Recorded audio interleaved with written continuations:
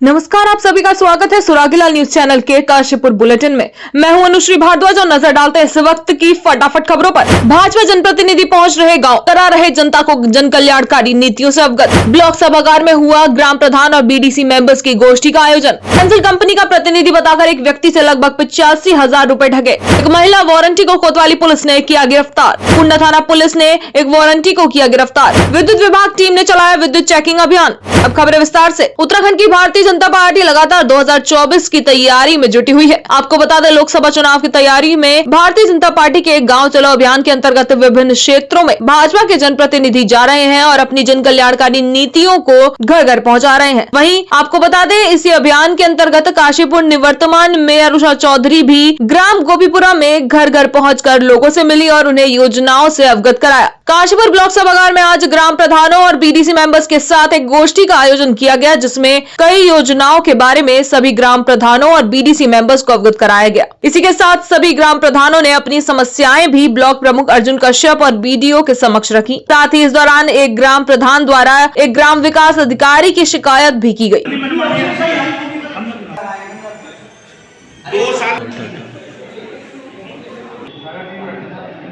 आज विकासखंड काशीपुर में बीडीसी बैठक आयोजित की गई थी, जिसके अंतर्गत सभी विभागों के कर्मचारी अधिकारी आए थे और जिन जिन विभागों में जो जो उनकी स्कीम है उसके विषय में सभी जनप्रतिनिधियों को समझाया गया कि किस तरीके से हमारे जो केंद्र की और भारत सरकार की जो योजनाएं हैं जो संचालित हैं वो किस प्रकार से हम लोगों तक पहुंचा सकते हैं और किस प्रकार की जनता किस तरीके से किन की योजना का लाभ ले सकती है। इसके अंतर्गत अनेकों योजनाएं थी। खाद्य विभाग से भी आए थे, उन्होंने भी अपनी योजनाएं बताई।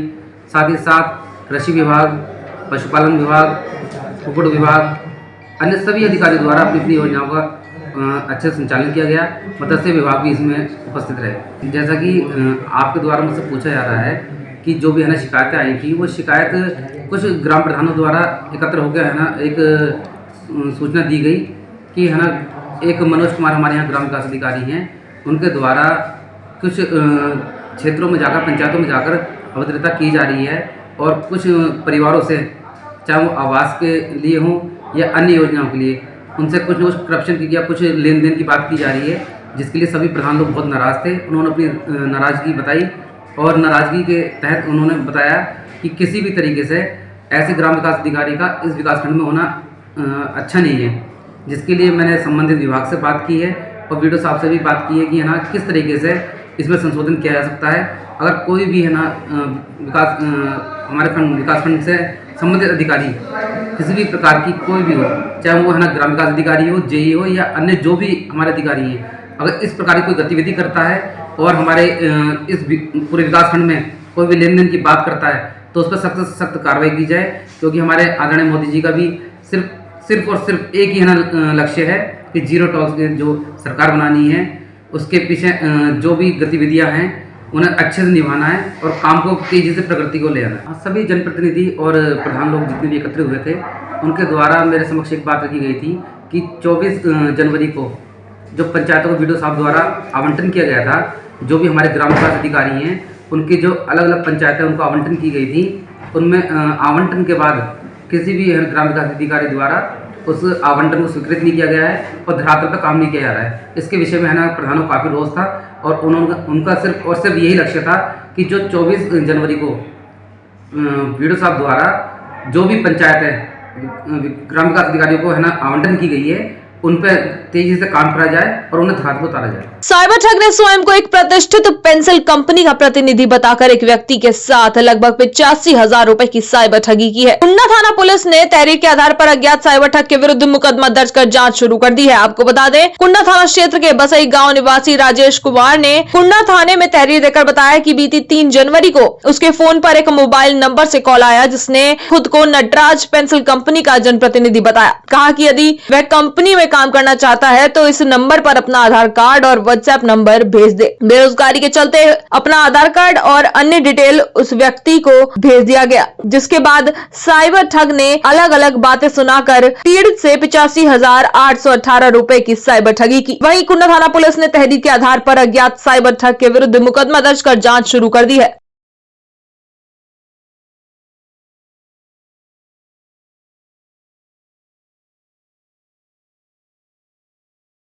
चाहे तो एक साथ होनी चाहिए, सब लोग एक साथ बैठना ही नहीं चाहते। पापा, try this. लो, सब लपक लिए।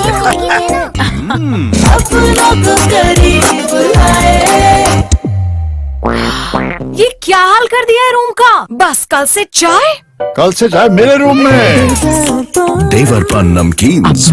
जनपद उधम सिंह नगर में वरिष्ठ पुलिस अधीक्षक मंजुनाथ टीसी द्वारा चलाए जा रहे वांछित आरोपियों की धरपकड़ हेतु अभियान में कोतवाली पुलिस ने एक महिला वारंटी को उसके घर से गिरफ्तार किया। साथ ही पकड़ी गई महिला वारंटी के विरुद्ध NBW एक्ट में मुकदमा दर्ज कर न्यायालय के समक्ष पेश किया जा रहा है। यहीं पर खड़े हो जाना। चाहे तो एक साथ होनी चाहिए, सब लोग एक साथ बैठना ही नहीं चाहते। पापा, try this. लो, सब लपक लिए।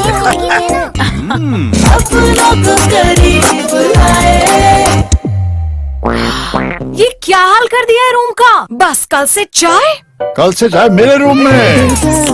देवर पान नमकीन। जनपद उधम सिंह नगर में वरिष्ठ पुलिस अधीक्षक मंजुनाथ टीसी द्वारा चलाए जा रहे वांछित आरोपियों की धरपकड़ हेतु अभियान में कुंडा थाना पुलिस ने एक वारंटी को उसके घर से दबिश देकर गिरफ्तार किया। साथ ही पकड़े गए वारंटी के विरुद्ध NBW एक्ट में मुकदमा दर्ज कर न्यायालय के समक्ष पेश कर दिया गया है। काशीपुर विद्युत विभाग लगातार विद्युत चेकिंग अभियान चला रहा है, जिस दौरान विद्युत विभाग टीम ने महुआखेड़ागंज स्थित A to Z स्कैप के संचालक द्वारा विद्युत से छेड़खानी करने के आरोप में विद्युत विभाग की टीम ने मौके पर उसे पकड़ा। वहीं पकड़े गए अभियुक्त के विरुद्ध विद्युत अधिनियम में मुकदमा दर्ज कर जांच शुरू कर दी है।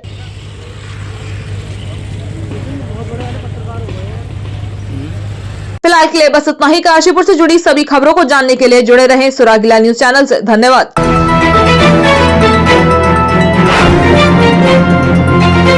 चाहे तो एक साथ होनी चाहिए, सब लोग एक साथ बैठना ही नहीं चाहते।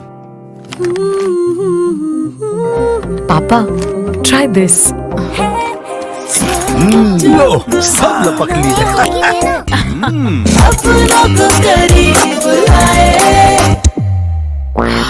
ये क्या हाल कर दिया है रूम का? बस कल से चाय। कल से चाय मेरे रूम में। देवर पान नमकीन।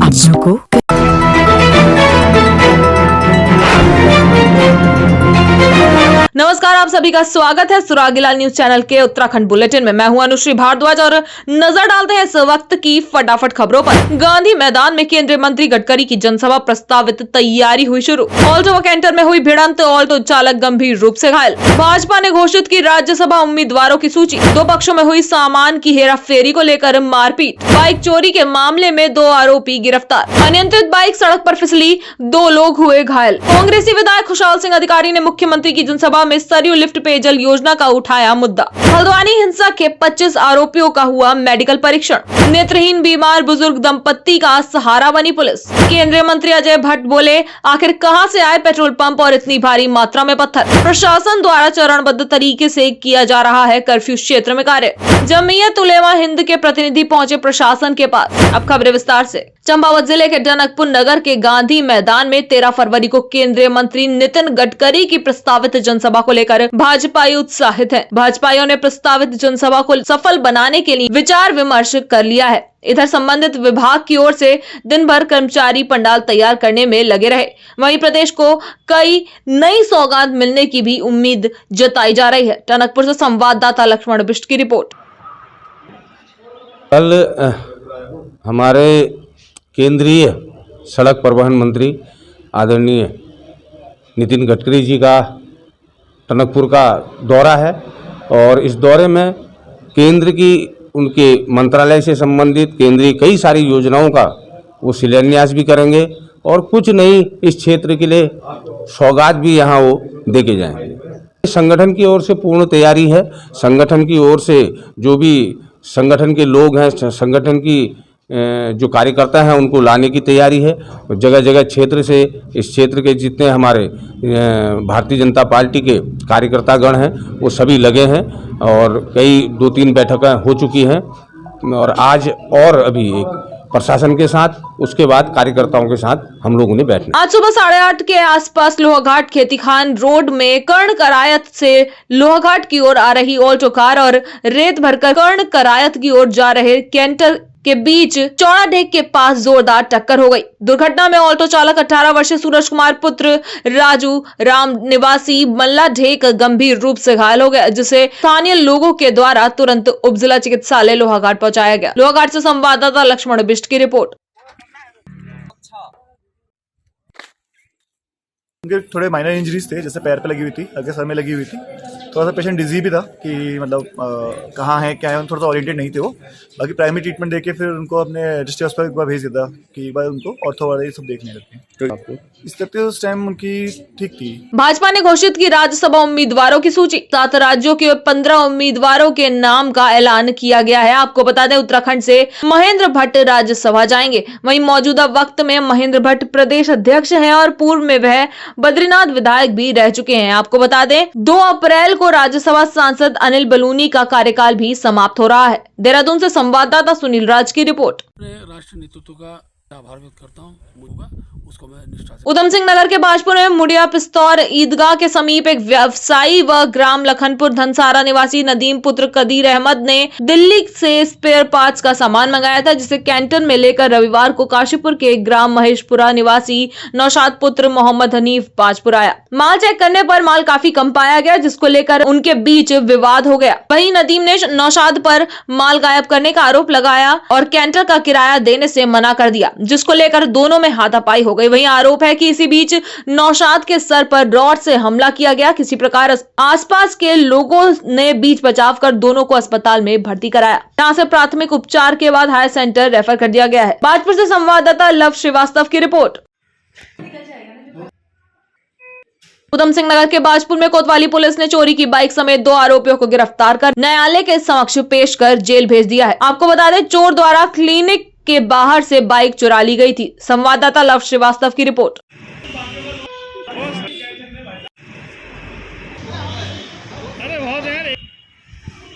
उधम सिंह नगर के बाजपुर में देर रात्रि सड़क हादसे में शुगर फैक्ट्री निवासी रिंकू अपने भाई विवेक के साथ बाइक पर सवार होकर बिरहा फार्म से बाजपुर की ओर आ रहा था कि इसी बीच भोना इस्लाम नगर स्थित सड़क किनारे रिंकू की बाइक अनियंत्रित होकर फिसल गई और दोनों सड़क पर काफी दूर जा गिरे और बुरी तरह से जख्मी हो गए, जिन्हें आसपास के लोगों द्वारा उपचार के लिए बाजपुर के जिला उप चिकित्सालय में भर्ती कराया गया, जहां से चिकित्सकों ने एक की हालत गंभीर देख उसे हायर सेंटर रेफर कर दिया है। बाजपुर से संवाददाता लव श्रीवास्तव की रिपोर्ट।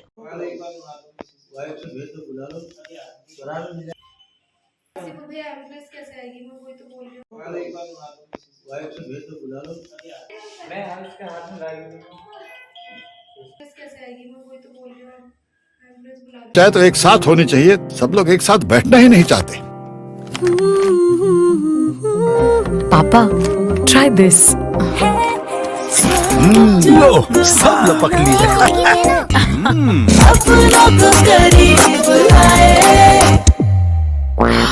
ये क्या हाल कर दिया है रूम का? बस कल से चाय मेरे रूम में। देवरपन नमकीन। रविवार को प्रदेश के मुख्यमंत्री पुष्कर सिंह धामी ने लोहाघाट के रामलीला मैदान से विशाल जनसभा को संबोधित किया। इस दौरान लोहाघाट के कांग्रेसी विधायक खुशहाल सिंह अधिकारी ने अपने संबोधन में नगर की प्रमुख पेयजल समस्या को लेकर मुख्यमंत्री का ध्यान आकर्षित करते हुए नगर के लिए सरयू लिफ्ट पेयजल योजना निर्माण की मांग प्रमुखता से उठाई। इसके अलावा विधायक ने विधानसभा क्षेत्र के कई समस्याओं का ज्ञापन मुख्यमंत्री को दिया। इस पर मुख्यमंत्री ने कहा कि सरयू लिफ्ट पेयजल योजना निर्माण की डीपीआर के लिए धन स्वीकृत किया जा चुका है। डीपीआर बनने के बाद योजना निर्माण की कार्रवाई की जाएगी। वहीं विधायक अधिकारी ने मुख्यमंत्री धामी को धन्यवाद देते हुए कहा कि उनका विश्वास है कि मुख्यमंत्री लोहाघाट विधानसभा में भी विकास की गंगा बहाएंगे। लोहाघाट से संवाददाता लक्ष्मण बिष्ट की रिपोर्ट। आज लोहाघाट माननीय मुख्यमंत्री जी का दौरा रहा और जिसमें लोगों ने ऐसा होता है कि माननीय जनता, देवतुल्य जनता के आशीर्वाद से और माननीय मुख्यमंत्री जी की असीम कृपा से विरोध करूंगा और विश्वास दिलाना चाहता हूं कि दोबारा फिर इस पर प्रयास किया जाए ताकि इसमें सफलता मिल सके। तो आपने कहा था कि लोहाघाट के लोग इसी गंदे पानी को पीते हैं, मैंने कहा था पहले यही पानी पीते हैं, इसलिए आपने उसी समय उसको घोषणा में ही चमका कर रख दिया पेयजल योजना को आज ही घोषणा कर ये लोहाघाट की जनता की मूल बात करूंगा। ये आपसे अनुरोध करूंगा कि आज आप लोहाघाट की पास से बुलाते जाएंगे। बहुत बहुत धन्यवाद। हल्द्वानी हिंसा के 25 आरोपियों का मेडिकल परीक्षण करवाया जा रहा है। आपको बता दें कि मेडिकल परीक्षण के लिए आरोपियों को अलग अलग कर कड़ी सुरक्षा व्यवस्था के बीच बेस अस्पताल ले जाया गया। हिंसा के बाकी आरोपियों की भी तलाश जारी है। हल्द्वानी से संवाददाता दीपक अधिकारी की रिपोर्ट। वरिष्ठ पुलिस अधीक्षक अल्मोड़ा देवेंद्र पीचा द्वारा सभी थाना प्रभारियों को अपने अपने थाना क्षेत्रांतर्गत निवासरत सीनियर सिटीजन एवं एकल बुजुर्गों का समय समय पर कुशलक्षेम की जानकारी प्राप्त करने और उन्हें किसी भी प्रकार की समस्या होने पर हर संभव सहायता प्रदान करने के निर्देश दिए गए हैं। इसके चलते थाना धौलछीना पुलिस द्वारा थाना क्षेत्रांतर्गत निवासी नेत्रहीन बुजुर्ग दंपत्ति संतराम व उनकी पत्नी का समय समय पर कुशलक्षेम की जानकारी प्राप्त करने के साथ साथ उनको जीवन निर्वाह सामग्री, राशन इत्यादि भी उपलब्ध कराई जाती है। दंपत्ति के बीमार होने की सूचना मिलने पर पुलिस टीम द्वारा बीमार बुजुर्ग दंपत्ति को सरकारी हॉस्पिटल धौलछीना लाकर उपचार व दवाइयां दिलाई गईं और इलाज के उपरांत सकुशल उनके निवास स्थान पर छोड़ा गया। अल्मोड़ा से संवाददाता हेमंत सिंह मेहरा की रिपोर्ट। चाहे तो एक साथ होनी चाहिए, सब लोग एक साथ बैठना ही नहीं चाहते। पापा, try this. लो सब लपक लिए।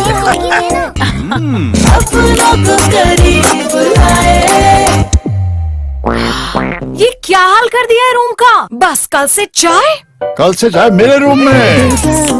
देवर पान नमकीन।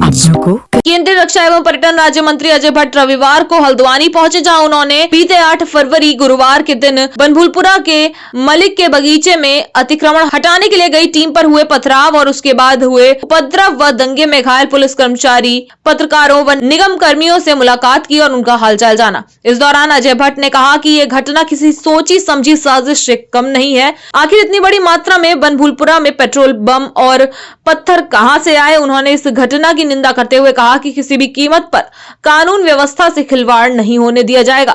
दंगाइयों के खिलाफ पुलिस प्रशासन और सरकार सख्त कार्रवाई करेगी। हल्द्वानी से संवाददाता दीपक अधिकारी की रिपोर्ट।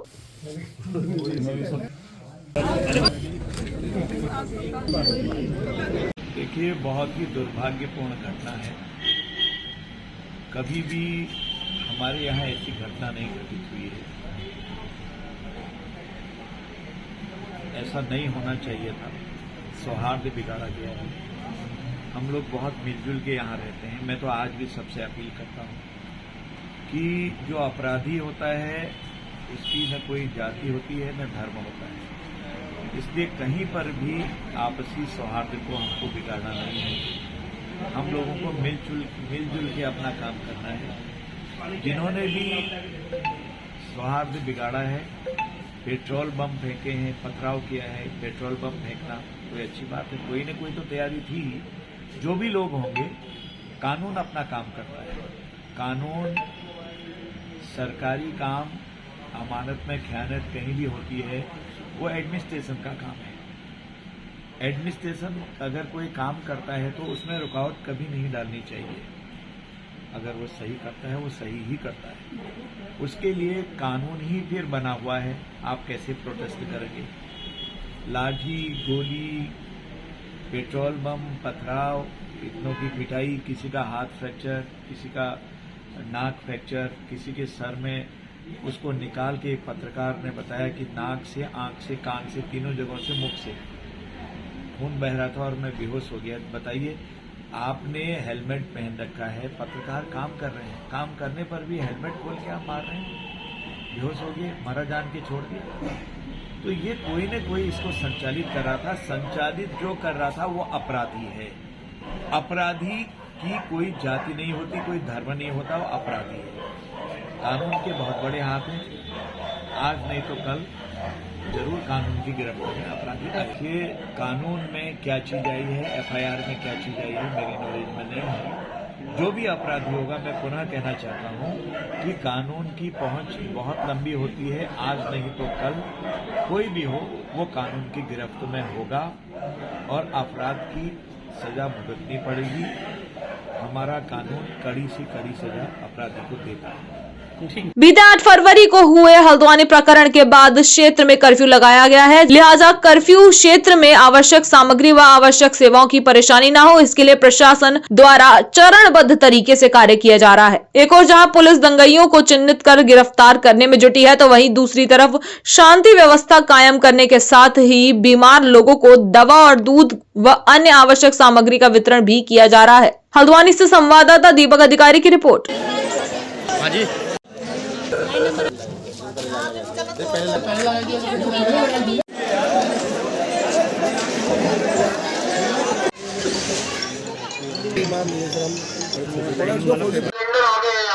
देखिए, अभी हम लोगों ने सुबह से यहाँ पर सब्जी और दूध वगैरह वितरण करना शुरू कर दिया था। तो दूध में इस प्रकार से सब्जी वितरण की जा रही ताकि ज़्यादा लोग ना आए। एक परिवार से एक ही व्यक्ति को बाहर बुलाया गया और उनको लाइन बाय लाइन 8-10 लोगों को बुलाया गया एक बार में, और उसको राशन वितरण की कार्रवाई भी हम लोग इस प्रकार से कर रहे हैं। यहाँ पे कुछ लोगों के द्वारा अभी चारे की डिमांड भी की जा रही है, कुछ जानवर भी हैं यहाँ पे हैं। तो अभी हमने बात करी है, तो थोड़ी देर में हमको चारा भी अवेलेबल हो जाएगा ताकि जानवर वगैरह जो भी अंदर होंगे उनको भी हम उपलब्ध करा देंगे। स्थितियाँ जैसे सामान्य होती जाएंगी वैसे वैसे हम लोग इसमें ढूल भी दी जाएगी। देखिए, अभी तो सारी फोर्स वगैरह सब तैनात है, और अगर कोई अवांछित तथ्य होंगे तो डेफिनेटली उसको रोकने के लिए कर्फ्यू लगाया गया है। नहीं, सारे जैसे दुकानें, मेडिकल स्टोर है वो खुला हुआ है। अभी मैं देख के आया, मुस्कान एक मेडिकल स्टोर था वो भी खुला हुआ है वहाँ पे, इसी गली के बीच में ही है वो। और इसके अलावा जो सब्जी और दूध वगैरह जो बेसिक सुविधाएँ हैं वो सब उनको अवेलेबल होती रहे, इसकी व्यवस्था भी पूरी की जा रही है। देखिए, अभी जो प्रभावित क्षेत्र था वहाँ पर कर्फ्यू जारी है, लेकिन वहाँ पर दूध, सब्जियाँ, राशन, दवाएं और की आपूर्ति सामान्य की जा रही है। वहाँ पर मजिस्ट्रेट और जो आपूर्ति विभाग के लोग लगे हैं वो काम कर रहे हैं, मंडी के लोग काम कर रहे हैं। वहाँ जो हॉस्पिटल्स और जो मेडिकल स्टोर्स हैं उनको ओपन करा दिया गया है। सुरक्षा के लिए वहाँ पर पुलिस, पीएससी और पैरामिलिट्री के लोग तैनात हैं। और जो दंगाई थे जिन्होंने ये बलवा किया है, उपद्रव किया है, उनमें जो चिन्हित लोग किए गए हैं फुटेज के आधार पर, वीडियोज़ के आधार पर, उनको चिन्हित करने का काम, उसमें वैधानिक कार्रवाई करने का काम पुलिस कर रही है। अब हमारी अभी वर्तमान प्राथमिकता यह है कि वहाँ पर स्थितियाँ तेज़ी से सामान्य करी जाएँ। वहाँ जो मूलभूत आवश्यकताएं हैं, बिजली पानी की सप्लाई है, चाहे राशन की सप्लाई है, सब्जी दूध है, इनको हर घर तक पहुँचा दिया जाए। और जैसे जैसे स्थिति सामान्य होती जा रही है वैसे कर्फ्यू में ढील देने का काम जिला प्रशासन द्वारा किया जा रहा है। मेरी लोगों से यही अपील है कि शांति बनाए रखें। किसी के साथ जो लोग चिन्हित हैं, जो प्रकाश में आ रहे हैं, उन्हीं पर वैधानिक कार्रवाई होनी है, प्रामाणिकता के आधार पर कार्रवाई होनी है। और दूसरा, लेकिन मेरी एक अपील ज़रूर मैं करना चाहूँगा मीडिया के माध्यम से, उस क्षेत्र में जो सरकारी ज़मीनें हैं उसको कोई खुर्द-बुर्द न करे, उस पर कब्जा न करे, उस पर मकान न बनाए। और किसी से कोई प्रॉपर्टी खरीद रहे हैं तो उसके वैधानिक दस्तावेज, राजस्व विभाग के अभिलेख, नगर निगम के अभिलेख, ये ज़रूर देख लें। अन्यथा मुझे लगता है कि जो ऐसी प्रॉपर्टी, नजूल प्रॉपर्टी, अवैध प्रॉपर्टी खरीदेंगे, उस पर निर्माण करेंगे, उनको कार्रवाई का सामना करना पड़ेगा, जो कि उनके लिए उचित नहीं होगा। तो मेरी यही अपील है, लोगों से शांति बनाए रखने की अपील है, और मुझे उम्मीद है कि बहुत जल्दी स्थितियाँ सामान्य हो जाए।